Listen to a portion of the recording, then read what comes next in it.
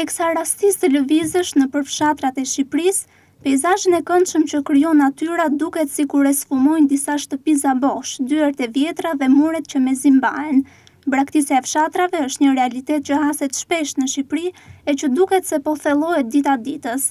Mungesa e vendeve të punës, të ardhurat e ulta nga bujqësia e blegtoria, infrastruktura e dobët dhe shërbimet e kufizuara kanë detyruar banorët e shumë fshatrave në vend që të konsiderojnë mundësinë e jetesës tjetërkund, ku padyshim Tirana si metropol është ndër zgjedhjet e tyre.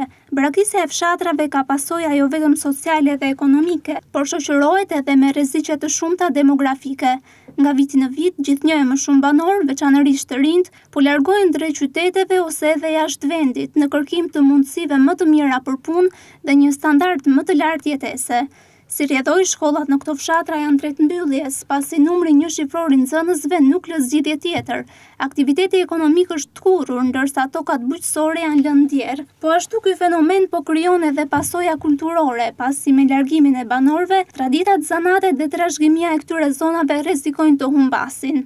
Banorët e mbetur në fshatrat që po braktisen kërkojnë më shumë investime në infrastrukturë, bujqësi, turizëm rural dhe shërbime publike, me shpresën se këto masa mund të ndihmojnë në rikthimin e jetës në fshatra dhe krijimin e mundësive më të mira për brezat e rinj. E ardhmja e shumë fshatrave në Shqipëri duket sikur varet në një fije peri, ndërsa sfida për të frenuar braktisjen vazhdon të jetë një nga çështjet më të rëndësishme për zhvillimin e zonave rurale dhe hap debat për rolin e politikave sociale, por jo vetëm, që mund të çojnë në përmbysjen e këtij fenomeni.